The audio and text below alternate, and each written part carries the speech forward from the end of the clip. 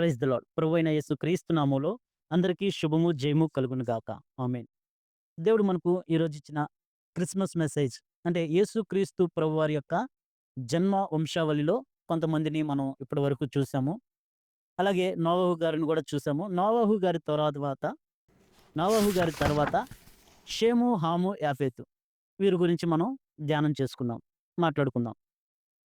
ఆదికాండము 9వ అధ్యాయము 18వ వచనం నుండి 27వ వచనం వరకు చూద్దాం. ఓడలో నుండి వచ్చిన నోవహు కుమారులు షేము, హాము, యాఫెతు అనువారు. హాము కనానుకు తండ్రి.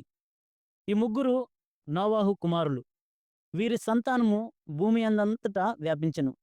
దేవుడు ఈ యొక్క ముగ్గురి ద్వారా దేవుడు సంతానాన్ని అంటే జనాంగాన్ని విస్తరింపజేశారు.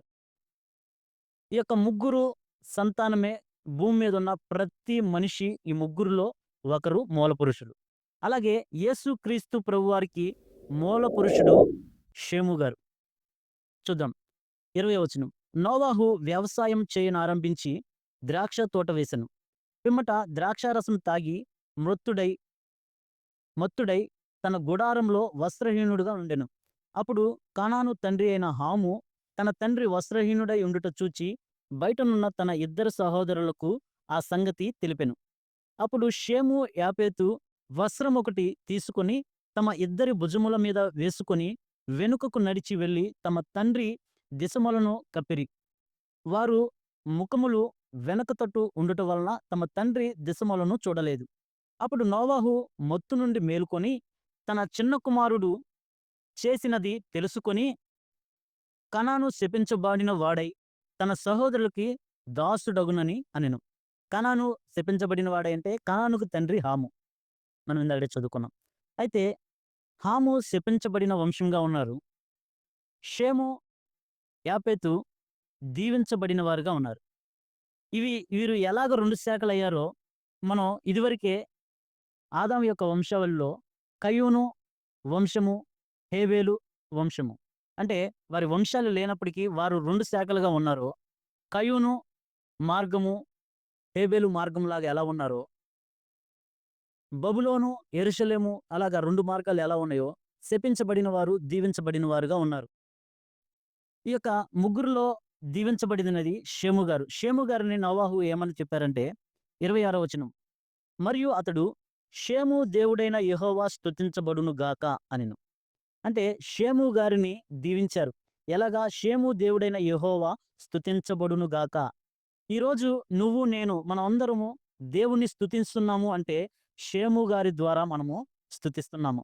మన స్తుతి కూడా ఇంక్లూడ్ అయి ఉంది ఈ వాగ్దానంలో. ఈ వాగ్దానం బట్టి మనము యేసుక్రీస్తు ప్రభువారి ద్వారా దేవుణ్ణి ఎలా స్తుతిస్తున్నామో ఆ స్తుతికి కారణము షేము గారిని దీవించడం. ఈ యొక్క దీవెనలో మనము కూడా లిఖితమై ఉన్నాము. ఈ యొక్క వాగ్దానము సాధారణమైనది కాదు. మరి యేసుక్రీస్తు ప్రభువారి జన్మము సాధారణమైనది కాదు గాని దేవుని యొక్క ప్రణాళికగా ఉంది. మనము ఈ యొక్క ముగ్గురి కుమారుల యొక్క మనం విషయం చూస్తే హాము శపించబడిన వాడుగా, ఆత్మీయ అర్థం చూస్తే పరమ తండ్రికి అవిధేయులుగా ఎవరైతే ఉంటారో వారు శ్రమల పాలవుతారు. దాసుడుగా ఉండవలసిందే వాళ్ళు. కుమారులు కాలేరు, స్వతంత్రులు కాలేరు. హాముని ఏమని దీవించాడు? ఏమని చెప్పారు? షేముకి, యాపేతుకి దాసులవుతారు అన్నారు. అలాగే శపించబడిన వారు దాసత్వంలో ఉండిపోతారు. వారికి విమోచన లేదు. మరి షేము, యాపేతు దీవించబడ్డారు. వీరు దీవించబడ్డారు. హాము శపించబడ్డాడు. ఎవరైతే తండ్రికి అవిధేయులుగా ఉంటారో వారు దాసులుగా ఉండిపోతారు, శాపంలో ఉండిపోతారు. కాబట్టి ఇప్పుడు ఈ యొక్క జనాంగంలో ప్రతి ఒక్కరూ ఈ ముగ్గురు వంశంలో నుండి వచ్చిన వారే. షేము ద్వారా యేసుక్రీస్తు ప్రభువారి యొక్క వంశావళి, మరి యాపేతు, హాము ద్వారా మిగతా జనాంగం యొక్క వంశావళి. మరి మనం కూడా ఈ ముగ్గురులో ఎవరో ఒక వంశావళిలో ఉండొచ్చు.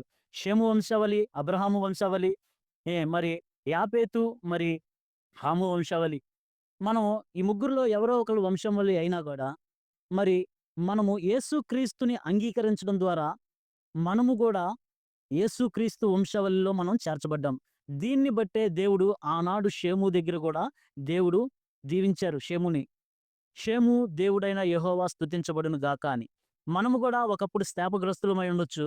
మనము కూడా దేవునికి అవిధేయకరమైన వంశంలో ఉండవచ్చు. ఈ యొక్క శాపాన్ని గూడా తుడిచివేయడానికి, ఈ యొక్క శాపాన్ని గూడా, పాపాన్ని గూడా కడిగి వేయడానికే యేసుక్రీస్తు ప్రభువారు కన్యక గర్భమందు జన్మించి, మన శాపాన్నించి, మన పాపాన్నించి విడుదల దయచేయడానికి షేము వంశావళిగా దేవుడు కన్యక గర్భంన జన్మించారు.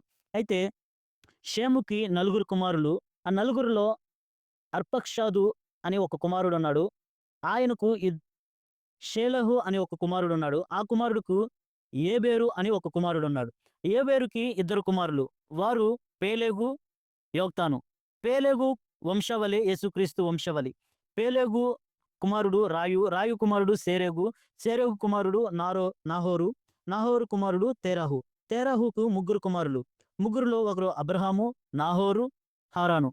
అబ్రహాము సంతానమే యేసుక్రీస్తు ప్రభువారు. ఈ యొక్క యేసుక్రీస్తు ప్రభువారి యొక్క వంశావళి ఇది. అయితే అన్యులమైన మనము గూడా యేసుక్రీస్తుని అంగీకరించాం కాబట్టి, మనము గూడా యేసుక్రీస్తు వంశావళిలో మనం చేర్చుకున్నాడు దేవుడు. యేసుని ఎవరైతే అంగీకరించారో, దేవుడు యేసుక్రీస్తు ప్రభువారిని సొంత రక్షకుడిగా అంగీకరించారో, వారందరూ గూడా దేవుని పిల్లలే అని యోహాను రాసిన సువార్తలో మనం చూడగలం. కాబట్టి ఎవరైతే యేసుక్రీస్తు ప్రభువారిని అంగీకరించామో, అప్పుడే మనం దేవుని పిల్లలం అయిపోయాం కాబట్టి, దేవుడే శరీరధారిగా వచ్చి కన్యక గర్భమందు జన్మించడానికి కారణం ఏంటంటే, మన పితరులు చేసిన పాపము, శాపము నుంచి మనల్ని విడుదల పొందడానికి దేవుడే శరీరధారిగా వచ్చారు. ఇదే నిజమైన క్రిస్మస్. ఆయన రక్షణ అందివ్వడానికి శరీరధారిగా వచ్చారు. ఈ రక్షణను మనం చేర్చుకోవాలంటే, ఈ రక్షణ మనం తీసుకోవాలంటే, ఎవరైతే యేసుక్రీస్తు ప్రభువారిని సొంత రక్షకుడిగా తమ హృదయంలో అంగీకరిస్తారో వారందరూ దేవుని కుమారులు కాబట్టి, ఈ కుమారతత్వం, ఈ యొక్క వారసత్వాన్ని ఇవ్వడానికే ప్రభువారు మన కొరకు శరీరధారిగా వచ్చి, మన కొరకు చనిపోయి, మూడో రోజున తిరిగి లేచి మనకు పరలోక రాజ్యం ఇవ్వడానికి వచ్చారు. Happy Christmas. Praise the lord. కృపగల దేవ, దయగల తండ్రి, కనికరం కలిగిన ప్రభువా, మీ యొక్క పరిశుద్ధ నామానికి వందనాలు, స్తుతులు, స్తోత్రాలు చెల్లించుకుంటున్నాం ప్రభా. ఈ వాగ్దానం ఆయన మా పట్ల కూడా నెరవేరుస్తున్నందుకే మిమ్మల్ని ఎంతగానో స్తుతిస్తున్నాం. మీకు ఎంతగానో రుణపడి ఉన్నాం తండ్రి. అయ్యా, ఈ యొక్క వాక్యము నాయన ఎవరైతే వింటున్నారో వారందరికీ నాయన కుమారతత్వం, వారసత్వమును అనుగ్రహించినందుకే అయ్యా మిమ్మల్ని ఎంతగానో స్తుతిస్తున్నాం. మరి ఈ యొక్క వారసత్వం మా వాటికే కాకుండా అనేకులకు కూడా దయచేస్తారని నమ్ముతూ, విశ్వసిస్తూ నజరేయుడైన యేసుక్రీస్తు నామములో అడిగి పొందుకొని ఉన్నాం మా ప్రియ పరలోకపు తండ్రి. ఆమేన్.